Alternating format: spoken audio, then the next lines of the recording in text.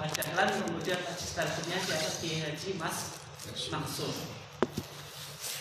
Kalau kita lihat dalam Nasrul Qur'annya, teks keputusan dikatakan yajibu alaina an nu'mina bi anna Allah anzala kutuban ala rusulihi. Itu kalau kita bawa kitabnya dikatakan yajibu alaina, wajib atas kita an nu'mina, kita beriman.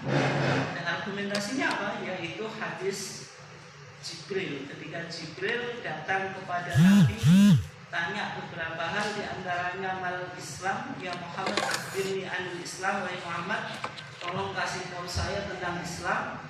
Kemudian Jibril juga tanya, ya Muhammad akhbirni anil iman, wahai Muhammad tolong kasih tahu saya tentang iman. Maka Nabi Muhammad menjawab, al iman an tu'mina billahi wa malaikatihi. Ini berarti iman itu kamu percaya kepada Allah dan para malaikatnya. Kalau kita lihat al-imanu an tu'mina billahi wa malaikatihi wa kutubihi wa malaikatihi. Karena kita iman kepada kitab. Wa kutubi, dan kitabnya ini kan kalimat yang disebut apa?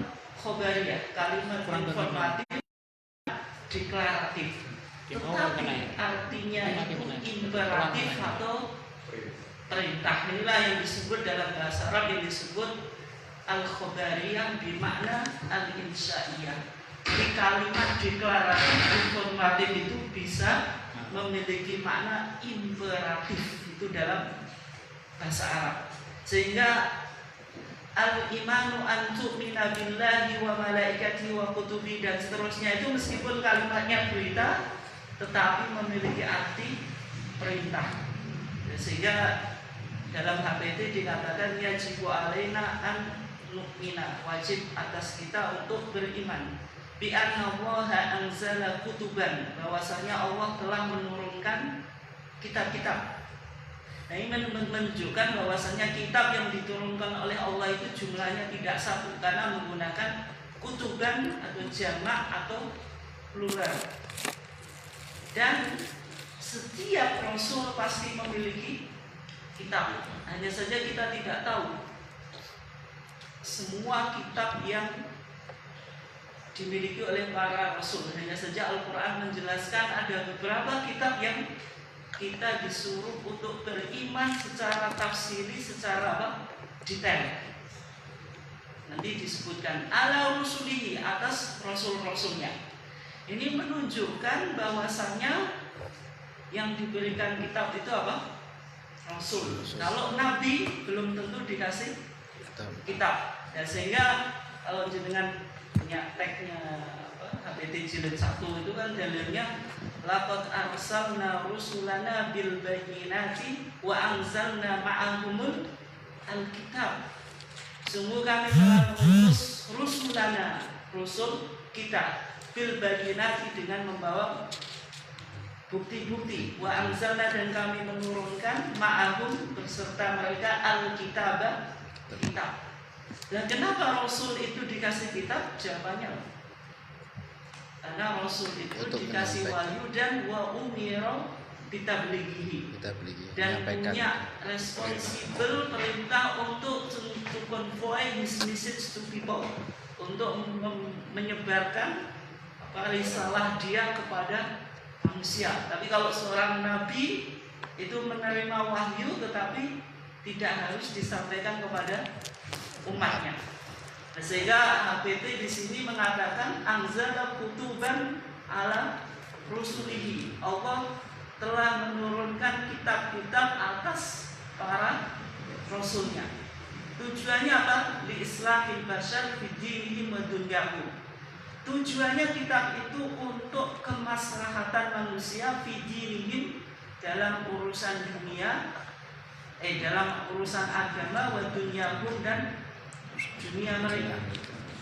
Ini menunjukkan bahwasanya Allah menurunkan kitab itu membawa aspek maslahat. Rasul itu diutus membawa aspek maslahat. Wa ma arsalnaka illa rahmatan lil alamin. Diutusnya Nabi Muhammad itu sebagai rahmatan lil alamin, sebagai pemberi rahmat atas segala alam. Nah, kalau ayat yang digunakan HPT tadi, laqad arsalna rusulana bil bayyinat wa anzalna ma'ahumul kitab. Ini menegaskan bahwasanya kitab yang diturunkan oleh Allah kepada para rasulnya itu sebagai apa? Sebagai pedoman hidup, sebagai wa anzalna ma'ahumul kitab wal mizana liyaquman nasu bil qisti, supaya memberikan hukuman atau putusan kepada manusia bil qisti dengan keadilan. Berarti diturunkannya Alkitab itu sebagai pedoman, sebagai petunjuk bagi setiap umat yang seorang rasul diutus. Sehingga nanti kalau kita kembangkan, menarik nanti definisi agama dalam pandangan tarjih, agama itu juga mengandung aspek maslahah. Sehingga kita beragama itu harus menjaga nanti yang disebut maqasid syariah, itu tujuan-tujuan syariat. Syariat ini tidak boleh bertentangan dengan kebutuhan dasar manusia. Jadi diantaranya menjaga akal, menjaga keturunan, menjaga agama dan sebagainya. Ini kemarin sudah kita kaji pada metode atau corak ijtihad yang dinamakan ijtihad istislahi. Ijtihad yang didasarkan pada aspek maslahah. Tidak boleh ijtihad itu kontradiktif dengan maqasid syariah, karena tujuan agama membawa maslahah. Fi dinihi wa dunyahu. Ini HPT menggunakan argumentasi apa? Dalilnya Rabbana atina fid dunya hasanah wa fil akhirati hasanah. Bahwasanya di dalam Islam tidak ada dikotomi antara urusan agama dengan urusan akhirat. Sehingga dalam Islam tidak ada yang disebut dengan rohbaniyah. Rohbaniyah itu kependetaan. Kependetaan itu adalah orang yang fokus ngurusi masalah agama tetapi meninggalkan urusan dunia. Sehingga tidak ada wanita yang melakukan selebrasi yang tidak menikah. Kalau saya belum menikah, memang belum dapat jodoh. Berarti saya maklum itu ya. Akan segera. Insya Allah. Tak kira. Nah itu kan di tradisi Kristen, yang mana seorang pendeta nanti tidak boleh menikah ketika sudah diordinasi diangkat sebagai pendeta. Tapi dalam Islam nggak ada, kiai itu tidak perlu diangkat kan? Sehingga dalam Islam tidak ada kelembagaan tentang kependetaan, karena setiap seorang Muslim kalau dia hafal Al-Quran layak untuk jadi imam. Itu keunikan Islam. Sehingga ajaran agama ini tidak ada hierarki secara spiritualitas. Kalau di Kristen misalnya di tradisi Katolik itu kan Pop itu wakil Yesus Kristus. Sehingga dulu pendapat Galileo Galilei tentang pusat tata surya itu matahari kan ditolak. Yaitu Katolik ketika itu yang menguasai peradaban dunia mengatakan bumi ini yang menjadi pusat tata surya. Kenapa? Salah satu alasannya karena di bumi ada wakil Tuhan, wakil Yesus Kristus, yaitu Pope itu. Masa ada wakil Tuhan terus bumi mengelilingi matahari kan itu. Itu argumentasi secara dogmatis yang dikembangkan oleh gereja kan itu. Yang minha az-zabur li Daud. Di antara kitab-kitab Allah itu Zabur yang diturunkan kepada Nabi Daud. Ini yang disebut atau dalam bahasa Inggrisnya Son of David. Ini yang masuk di Old Testament. Wa Tauratu li Musa, dan Taurat yang diturunkan kepada Nabi Musa. Wal Injilu li Isa, dan Injil kepada Isa. Tadi Daud Zabur, Injil, ini kitab-kitab sebelum kitab Al-Quran. Wal Quran li Muhammadin, dan Al-Quran untuk Nabi Muhammad khatamin nabiyyin. yaitu Nabi Muhammad disebut khatamin nabiyyin. Kenapa tidak khatam al-mursalin? Alasannya kalau para nabi saja sudah ditutup, tentu para rasul jelas sudah ditutup. Kenapa? Karena rasul itu lebih khusus daripada kenabian. Kerasulan itu lebih khusus daripada kenabian. Makanya maka Muhammadun aba ahadin min rijalikum walakin kana Rasulullah wa khataman nabiyyin, tidak mengatakan wa khatamal mursalin.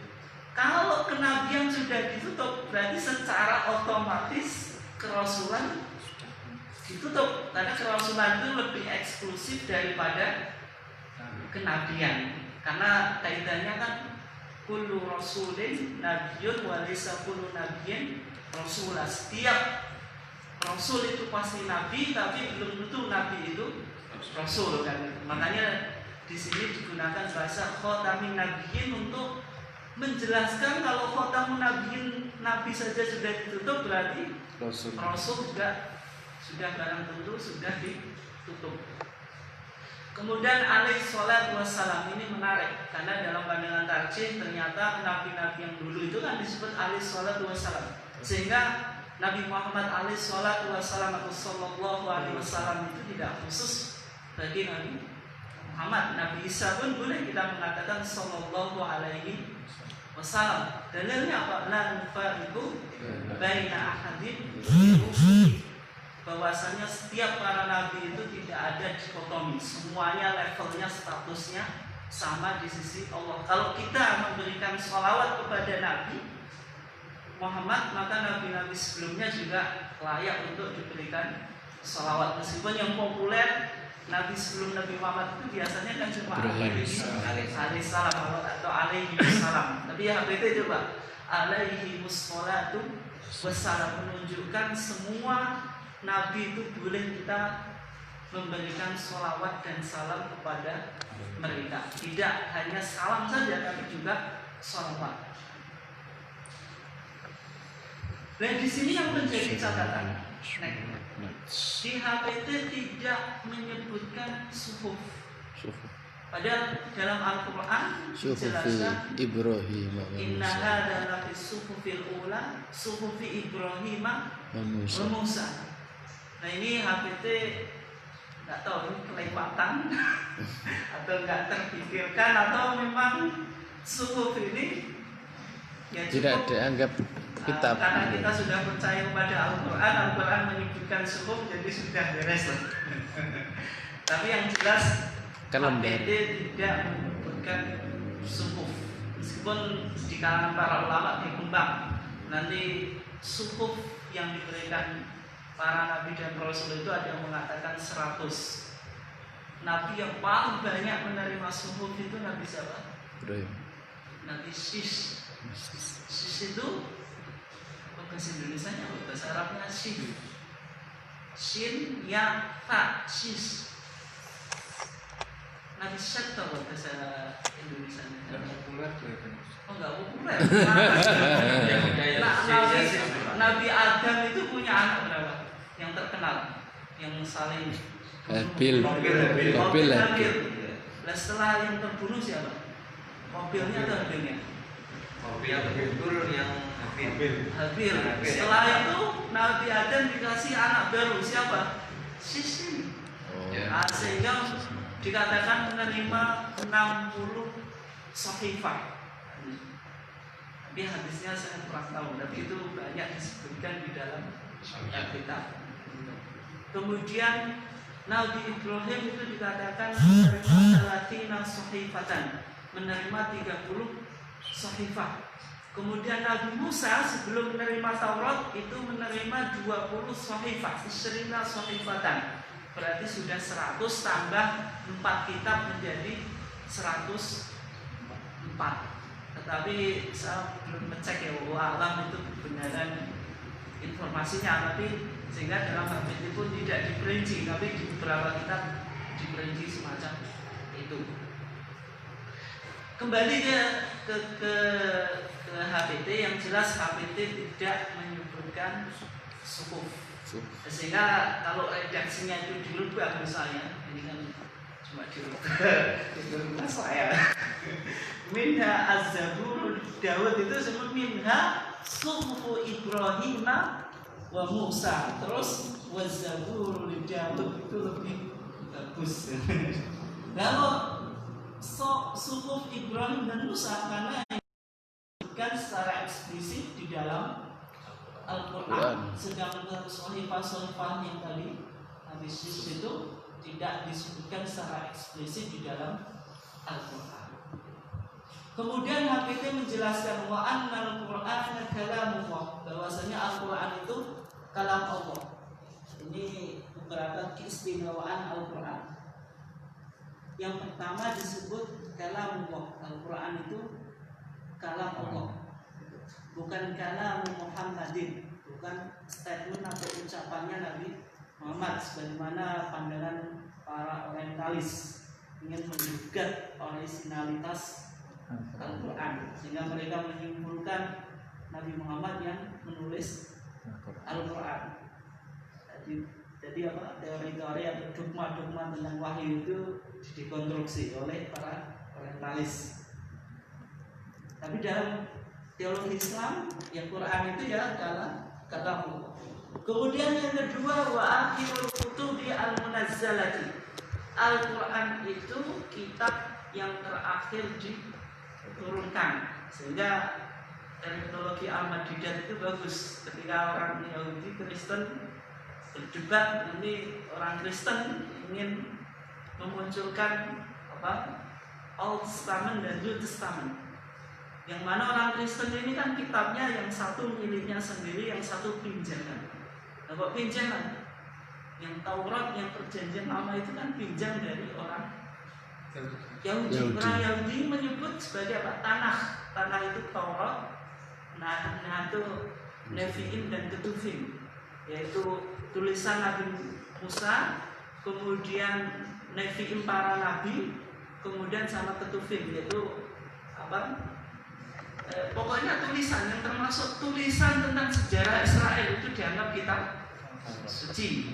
Itu bagian Taurat. Yang disebutnya tanah itu Taurat, Nevi'im, Ketuvim. Sama orang Kristen nggak disebut tanah, disebut perjanjian lama. Kalau perjanjian lama berarti sudah berlaku atau tidak? Tidak berlaku. Sehingga orang Kristen itu hukum-hukum Taurat yang hampir mirip dengan hukum Islam itu tidak dipakai. Rajam macam-macam pokoknya itu nanti cara bersuci macam-macam itu mirip dengan syariat Islam. Tapi orang Kristen tidak pakai. Babi saja menurut Taurat itu haram. Tapi lain apa lembaga kitab Indonesia yang babinya itu ditambahi babi hutan, sehingga babi yang peliharaan itu halal. Kata penerjemahnya kan cuma nambah hutan saja. Tapi kalau kita debat, bedanya orang dengan orang hutan jauh nggak? Sangat jauh gitu. Orang hutannya jauh. Tapi mereka nambah hutan aja kan nggak masalah. Babi hutan, nggak itu serius, bukan dia. Tapi memang itu kalau jenengan ikuti perkembangan aplikasi Alkitab lain nanti ada semacam itu. Yang dulu itu ya babi biasa, kemudian penerjemahan berikutnya ditambah babi hutan, sehingga babi yang peliharaan itu halal. Nah, karena disebut perjanjian lama, maka bagi orang Kristen yang berlaku itu perjanjian baru. Perjanjian baru itu menghapus perjanjian lama. Itu kelicikannya orang Kristen. Jadi kitab sucinya pinjam dari agama lain, ditafsiri menurut tafsirnya sendiri, nggak mengikuti penafsiran yang memiliki otoritas untuk menafsirkan, yaitu HB Yahudi. Itu dalam perbandingan agama semacam itu. Sehingga kata Ahmad Didat, kalau orang Kristen menyebut New Testament, Old Testament Al-Quran ini maka disebut sebagai Last Testament, perjanjian yang paling terakhir. Makanya di sini wa akhirul kutubi al-munazzala, di Al-Quran itu kitab the last book yang diturunkan kepada Nabi Muhammad. Dan keunikan Al-Quran wa annahu yastamiru ala ma lam yastamir alaihi ghairuhu. Al-Quran itu memiliki atau mencakup sesuatu yang tidak pernah dimuat oleh kitab-kitab sebelumnya. Dari apa? Min makarimil akhlak, dari etika. Ini menunjukkan bahwasanya di antara alasan kenapa Nabi Muhammad diutus itu innama bu'ithu liutamima makarimal akhlak. Diutusnya Nabi Muhammad itu cuma untuk bagaimana menyempurnakan, tidak menghapus. Karena akhlak itu sebelum Nabi Muhammad sudah ada. Sehingga Nabi Muhammad itu hanya menyempurnakan akhlak-akhlak sebelumnya. Dan Al-Quran juga mengatakan wa innaka la'ala khuluqin azim. Nabi Muhammad itu memiliki karakter yang luar biasa. Tapi di saya HTT, saya nggak tahu kalau yang ini cetakan pertama ya cetakan kedua. Yang jelas tidak disebutkan kalau HTT-nya jenengan yang cetakan ketiga kan apa wa annahu yastamilu ala ma lam yastamil alaihi ghairuhu minas syara'i. Syara'i ini nggak ada di HTT yang lama yang dulu. Sekarang nggak ada, sudah nggak dipublish lagi. Yang syara'i di sini tidak ada. Bahwasanya Al-Quran memuat syariat-syariat yang belum pernah dimuat oleh syariat-syariat sebelumnya, atau paling tidak Al-Quran menyempurnakan syariat-syariat sebelumnya. Ya, contohnya misalnya ketika syariat Nabi Musa, orang kena najis itu pakaian kena najis, pakaiannya harus dipotong, tidak bisa cukup dicuci. Dalam Islam najis yang paling berat itu disebut apa? Najis mughalladh. Itu cara pencuciannya dipotong atau boleh dicuci? Boleh dicuci kan? Idza walagha al-kalbu fi ina'i ahadukum falyaghsilhu sab'an. Jika anjing itu meminum, menjilat bejana di antara kamu, hendaklah dicuci dengan sebanyak 7 kali. Itu satu dengan Bisa yang ulahuna yang pertama, atau ihdahuna atau salah satu, ataupun yang terakhir. Pokoknya di antara 7 itu menggunakan media, yaitu tanah. Itu najis yang paling berat, tapi tidak sampai dipotong. Kalau syariatnya Nabi Musa itu kalau pakaian kena najis ya harus dipotong. Tobatnya saja kan harus bunuh diri kan di Al-Baqarah ketika kaumnya Nabi Musa melanggar hari Sabtu kan, itu Sabat, itu hari yang dianggap mulia. Itu intinya. Sehingga syariat Nabi Muhammad itu menyempurnakan syariat-syariat sebelumnya. Wa fadhailul ahkam. Fadhailul ahkam ini tidak disebutkan argumentasinya oleh tarjih.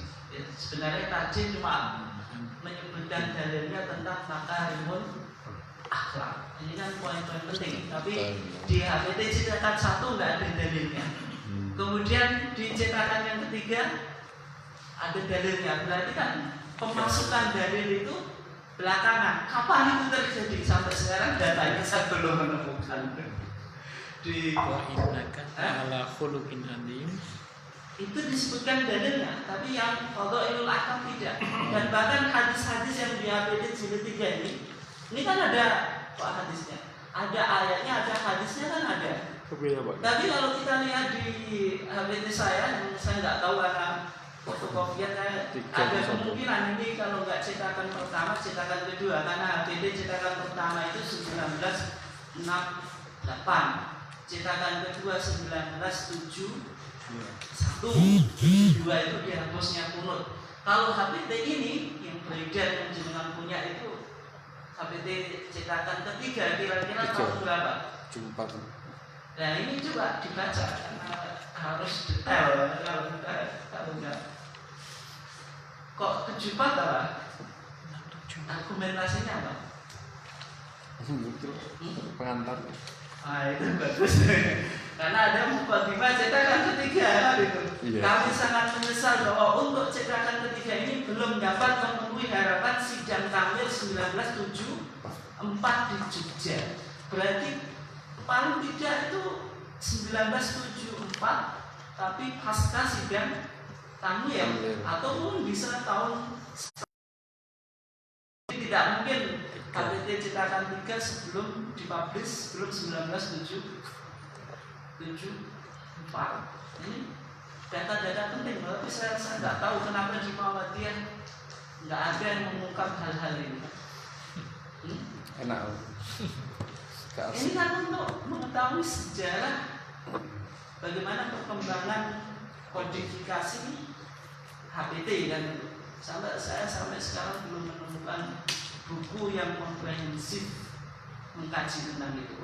Ini kan masih asumsi, saya kan juga nggak tahu cetakan ketiga ini pertama kali dipublish tahun berapa, nggak ada keterangannya. Nggak tahu kalau jangan punya SM yang lama, barangkali ada beritanya di SM tentang publikasi HPT cetakan ketiga yang pertama kali. Hanya saja kita menemukan data di sini bahwasanya cetakan ketiga ini dipublish setelah sidang tampil 1974 di Jogja. Nah, ini nggak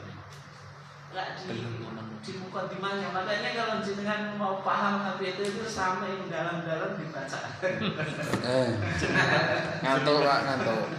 Ya kalau bacanya sekedar sambil tiduran ya nggak akan. Tiduran terus Oke ya, itu kita coba mengulangi saja. Kita coba sekarang masuk pada topik yang agak berat ya, mohon maaf. Tapi karena kita urutannya sesuai dengan HPT, berat atau tidak tetap kita bahas. Berat pulang. Oh gitu. Di sini ada tanding. Tanding ini penting. Saya baca dulu. Yajibu alaina an nu'mina bima ja'a bihi an-nabi sallallahu alaihi wasallam. Tanding itu peringatan atau kepingin dalam bahasa Jawa. Yajibu wajib alaina atas kita, yajibu wajib alaina yang atas kita an nu'mina yento iman sapa ingsun bima kelawan barang ja'a teko bihi kelawan mas sapa an-nabi sallallahu alaihi wasallam, yaitu Nabi sallallahu alaihi wasallam. Wa huwal Qur'an, yaitu Al-Qur'an. Wa ma tawatara al-khabaru anhu tawaturan sahihan, dan berita yang mutawatir darinya tawaturan sahihan, yaitu tawatur yang sahih, yang otentik, mustawfiyan li syurutihi, yang memenuhi syarat-syarat mutawatir. Berarti di dalam penjelasan ini dijelaskan kita wajib beriman dengan apa yang dibawa oleh Nabi Muhammad. Next. Langsung kesimpulannya bawahnya. Intinya yang dibawa oleh Nabi Muhammad itu apa? Al-Quran. Al-Quran itu jelas transmisinya secara mutawatir. Mutawatir itu continuously transmitted from one generation to other, to the next, yaitu ditransmisikan dari satu generasi ke generasi berikutnya sehingga tidak mungkin mengalami keputusan sanad. Itu yang disebut apa? Mutawatir. Al-Quran itu jelas mutawatir dari segi periwayatan. Jadi periwayatannya kalau Al-Quran itu berdasarkan oral, tidak berdasarkan manuskrip, sehingga kita umat Islam itu tidak disebutkan manuskrip yang tertua dari Al-Quran Pak. Tapi kalau kajian biblical studies tentang Bible, Taurat atau Injil, ya harus ditunjukkan dengan manuskrip, sehingga di edisi Injil itu baik Injil bahasa Arab, Injil Inggris banyak itu pasti di mukadimahnya dijelaskan. Misalnya King James Version itu nanti dijelaskan ini berdasarkan manuskrip tahun sekian. Misalnya international version ini nanti dijelaskan. Tapi kalau Al-Quran edisi muqaddimahnya nggak ada, muqaddimah dari Nabi Muhammad. Al-Fatihah itu. Kalau soal Fatihah nggak ada preface. Berarti mirip dengan HPT ya kira-kira. Kenapa? Kira-kira mirip dengan HPT juga ya. Gimana? Kira-kira mirip dengan HPT juga. Injil. Ya, hanya terjemahnya saja ya. Semuanya, maka tidak ada yang disebut muqaddimah ini Al-Fatihah itu. Itu berarti Al-Quran. Wa ma tawatara al-khabaru anhu tawaturan sahihan mustawfiyan lisyurutihi. Yang kedua, berita yang mutawatir tawaturan sahihan yang periwayatannya secara otentik, berarti tidak dhaif. Mustawfiyan lisyurutihi, memenuhi kriteria mutawatir. Di antara mutawatir syarat-syaratnya apa? Yang harus diriwayatkan dari satu generasi ke generasi berikutnya. Yang kedua, jumlah perawinya harus banyak, tidak boleh sedikit. Maka definisi mutawatir itu kan marwahu jam'un katsir, hadis yang diriwayatkan oleh banyak perawi dari satu generasi ke generasi, sehingga apa? Yastahilu tawattu'uhum atau ittifaquhum 'alal kalim.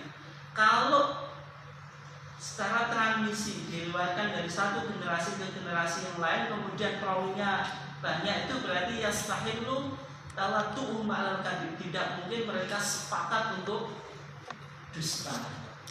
Nggak bisa, kecuali kalau hadis ahad itu mungkin. Kalau misalnya perawinya 1, 2, 3, mungkin saja mereka sepakat untuk dusta. Tapi kalau mutawatir sangat mustahil. Sehingga orang sedunia ini tidak mungkin mengingkari, menegasikan wujudnya Mekah. Meskipun kita sudah berangkat haji pada ainul yakin atau hakul yakin atau belum, pasti semuanya meyakini adanya Mekah. Kalau Anda menolak tentang Mekah, berarti dianggap sinting. Berarti kalau satu desa Sumberjo ini sepakat semuanya untuk tidak ada kota yang bernama Mekah, berarti jelas informasinya dianggap hoax, nibul, karena kontradiktif dengan periwayatan jumlah yang sangat besar. Itu kenapa mutawatir itu dianggap tidak mungkin terjadi kebohongan. Nah, sehingga di sini menarik. Berarti yang diimami oleh HPT itu yang pertama Quran, ini jelas disepakati. Yang kedua mutawatir, ini yang sampai sekarang insya Allah nanti di penutup kita beriman saya ulang lagi. Dalam masalah akidah, haruskah kita hanya menggunakan hadis-hadis mutawatir, sedangkan hadis ahad tidak digunakan? Dan termasuk dalam manhaj tarjih yang kelima, kalau jenengan punya kan bukunya, kemarin banyak yang beli ya. Di dalam masalah akidah tauhid hanya digunakan hadis-hadis mutawatir. Dan rumusan ini berdasarkan apa? Berdasarkan ini yang tadi. Wa ma tawatara al-khabaru anhu tawaturan sahihah. Nah, ini masih menjadi perdebatan di kalangan ulama Muhammadiyah. Tapi rumusan di HPT ada isyarat bahwasanya dalam masalah akidah hanya menggunakan hadis mutawatir. Padahal masalah akidah terutama yang berkaitan dengan ukhrawiyah dan hal-hal yang namanya eskatologi, itu hal yang akan datang itu semuanya kebanyakan diriwayatkan oleh secara ahad, tidak secara mutawatir. Tapi orang Muhammadiyah tasyahudnya pasti kan masih Allahumma inni a'udzubika min adabi jahannam wa min adabil qabri wa min fitnatil mahya wal mamati wa min fitnatil masiihid dajjal. Ini kan hadisnya ahad. Hadis ahad kita amalkan dalam masalah fikih, tapi kita tolak dalam masalah keyakinan. Nah, itu bagaimana? Sehingga nanti kita coba kembangkan, tapi kajiannya belum. Tapi ini PR yang berat sebenarnya. Sehingga kalau yang membaca ini teman-teman Salafi ini Muhammadiyah jelas sesat. Kalau sesat menolak hadis ahad di dalam masalah akidah. Insya Allah pembahasannya nanti belakangan, belum nanti saya tinggalkan dulu.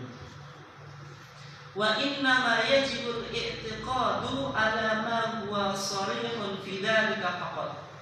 Wa inna ma dan sesungguhnya hanya. Ini penting, wa inna ma itu kan angin kesini. Maksudnya menunjukkan ilmu hasar, membatasi bahwasanya kita yang wajib kita imani apa? Yajibul i'tiqad, kita wajib beriman ala ma huwa sharihun, atas sesuatu yang sharih. Sorry. Next. Lanjutnya. Sore itu apa? Jelas. Yang ingat yang atas. Yang enggak bawahnya ya. dah. Yang tegas-tegas yang sore. Wala tajuzu az-ziyadatu ala ma huwa qat'iyyun bi ghaniyyin, dan tidak boleh kita menambah keterangan yang sudah qat'i. Qat'i itu keterangan yang berdasarkan hadis mutawatir. Bidhoni dengan hadis ahad. Berarti yang qat'i, yang tegas, yang substantif tidak boleh ditambah dengan keterangan yang dhoni, pertimbangan atau spekulatif. Dalilnya apa? Inna dhanna la yughni minal haqqi syai'an. Sesungguhnya prasangka itu la yughni tidak mencukupi minal haqqi dari kebenaran syai'an sesuatu apapun. Maksudnya hal-hal yang spekulatif itu tidak memberikan kekuatan secara argumentatif kepada sesuatu yang substantif. Nah, ini berarti intinya dalam masalah akidah ya cukup yang qat'i. Qat'i itu berarti hadis mutawatir. Sedangkan hadis ahad itu kan memberikan faedah dhon. Sehingga yang kita wajib imani itu yang qat'i saja, tidak perlu dengan hal-hal yang dhon. Tapi rumusan ini ya masih perdebatan juga. Ternyata HPT di sini menyebut juga tentang hadis ahad, hadis Jibril yang digunakan muqaddimah itu kan Jibril datang kepada Nabi bertanya tentang 3 hal. Itu riwayatnya siapa? Umar bin Khattab. Satu orang atau banyak? Satu. Berarti hadis apa? Akad. Hadis ahad. Ini gimana? Nah, sehingga ini menjadi perdebatan.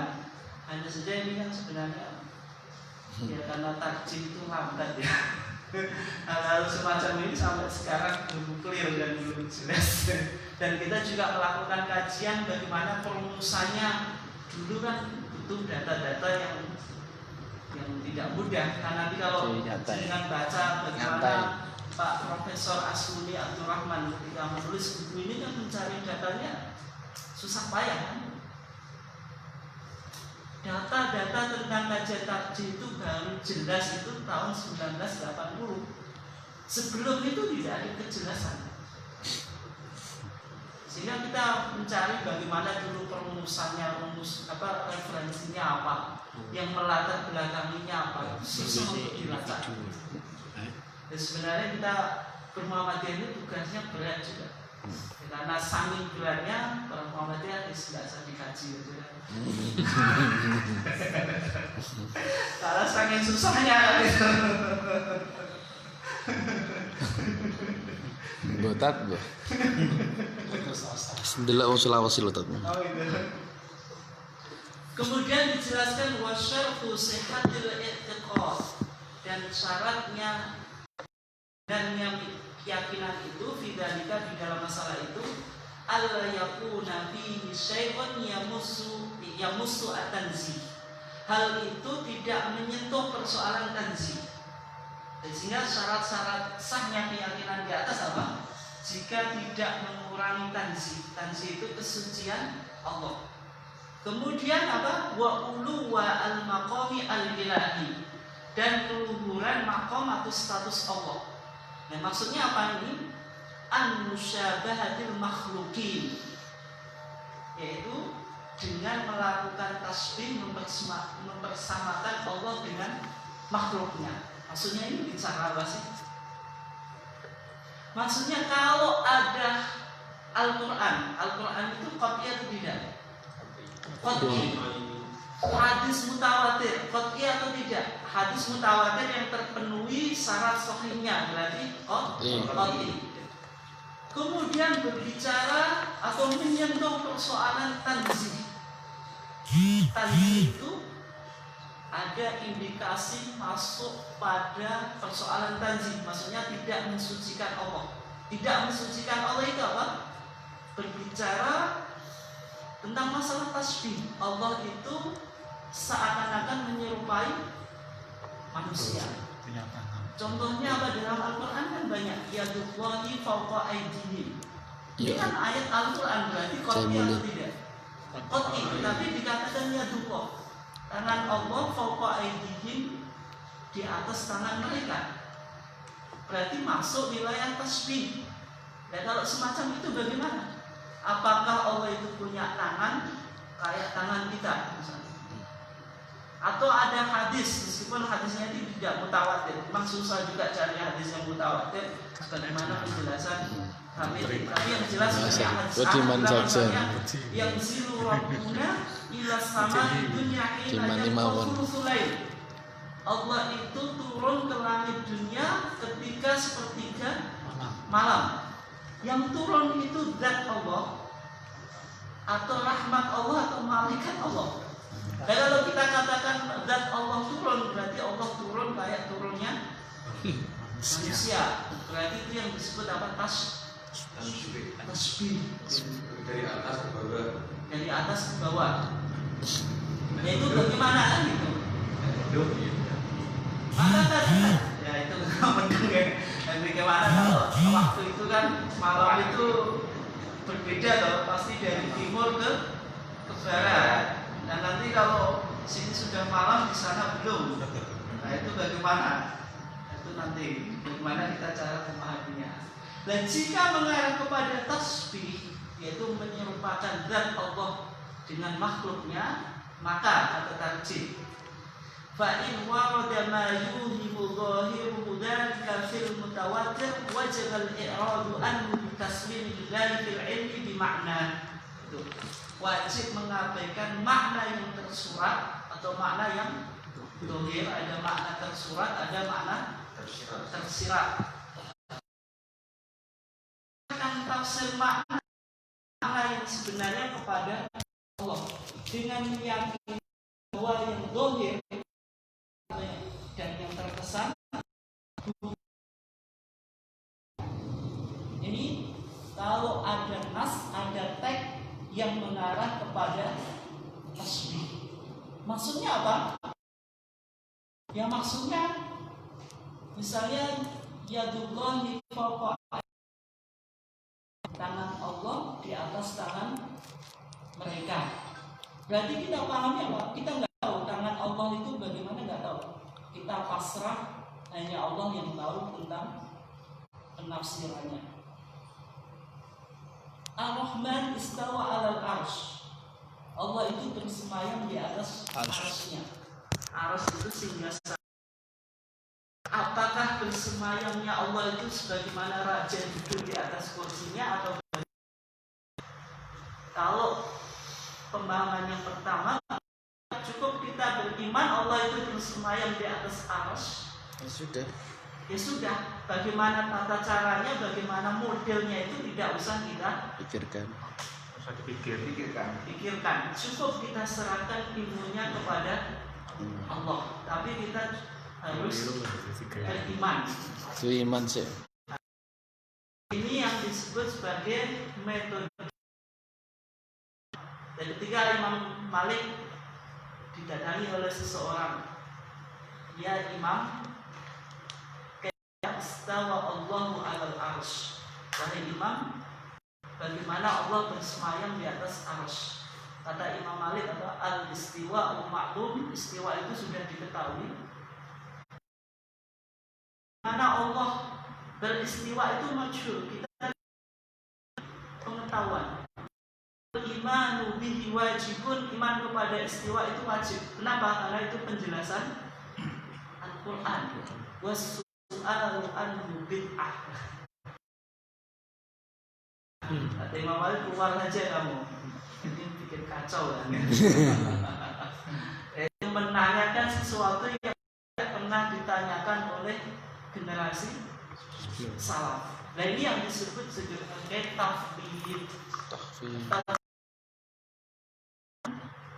Maksudnya kepada Allah.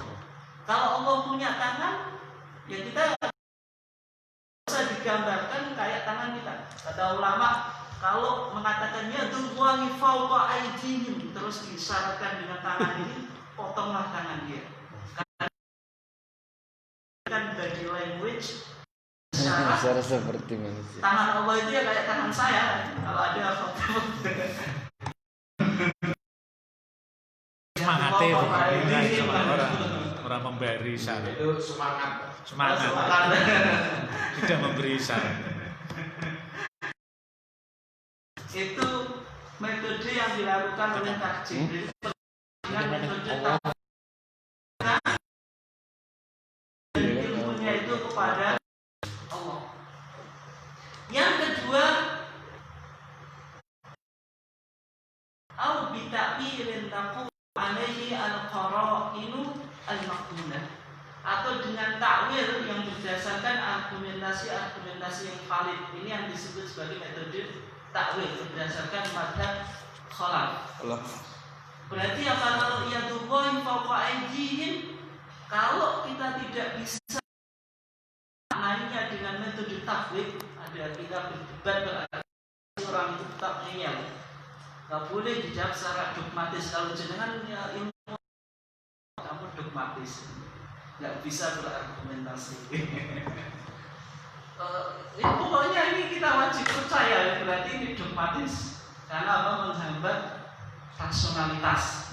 Dan ketika posisi itu apa? Boleh kita takwil, tetapi takwil itu harus sesuai, ada indikator secara kebahasaan bahwasanya takwil itu dibenarkan.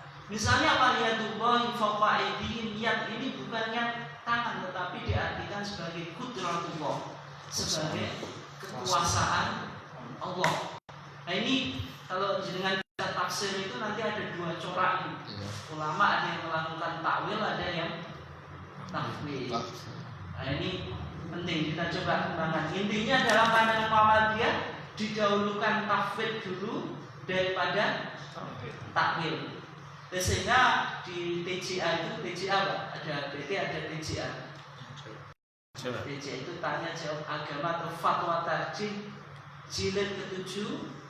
Nanti ada beberapa masalah itu dibahas tentang istiwa. Tim fatwa tarjih, istiwa itu argumentasinya jelas, tapi bagaimana Allah atau bila takyif itu menanyakan tentang bagaimana, asking how, bagaimana cara Allah istiwa.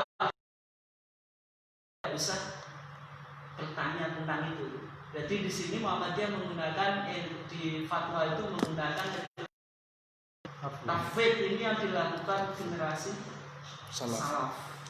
Tangan. Tetapi Muhammadiyah juga tidak menolak takwil. Nanti kita coba tiap tahun depan. Susah juga ya ngaji. Intinya kalau kita berbicara tentang nas-nas tentang sifat-sifat Allah, kan tadi ada yadullah fawqa aydihim. Apa yang ziru rabbuna ila sama'i dunya.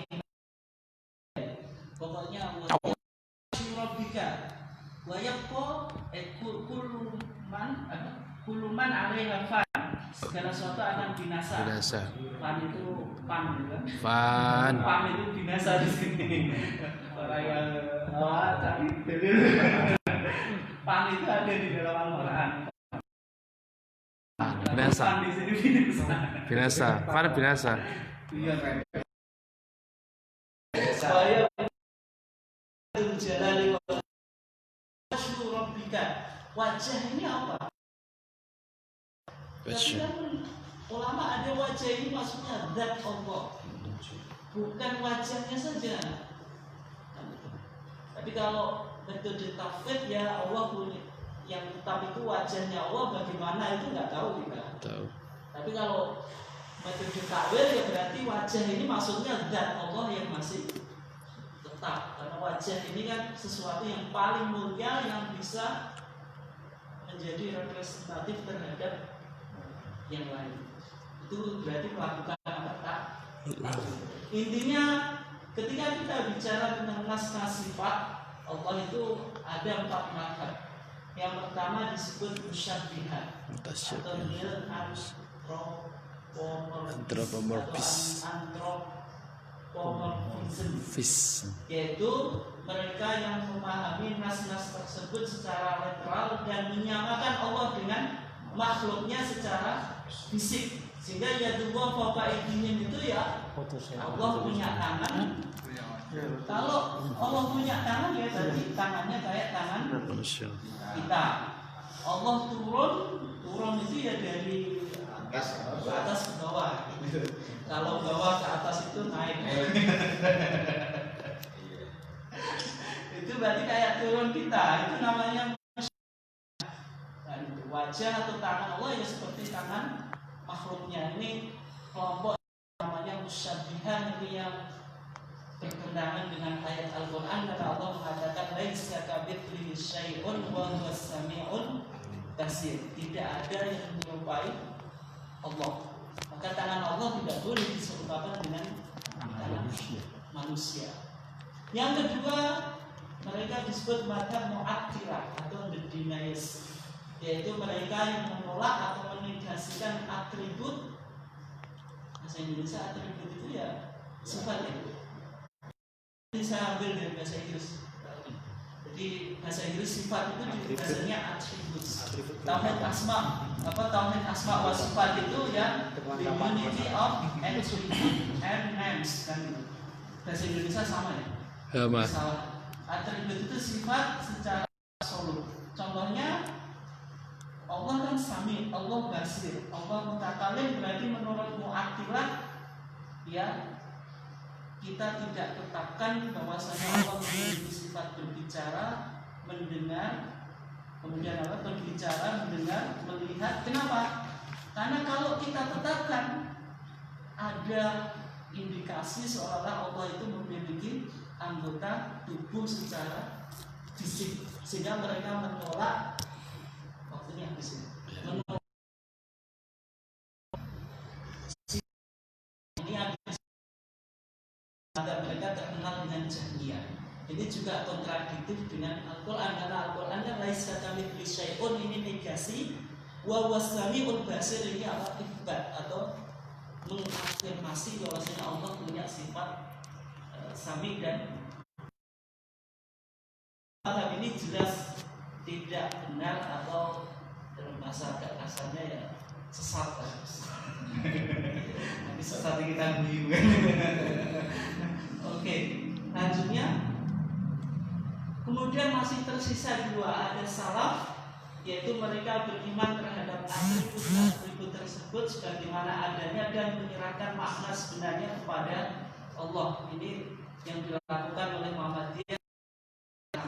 Yang kedua, kalau tidak bisa juga diperbolehkan dalam pandangan Muhammadiyah mengikuti mazhab khalaf, yaitu memastikan bahwa atribut-atribut tidak dipahami maknanya secara literal, tetapi majazi atau metaforis, sehingga boleh ditakwil. Takwil itu memalingkan dari makna zahir, makna yang tersirat, kepada makna yang lain atau makna yang majazi. Ya, sehingga wajah itu diartikan tangan itu kekuasaan.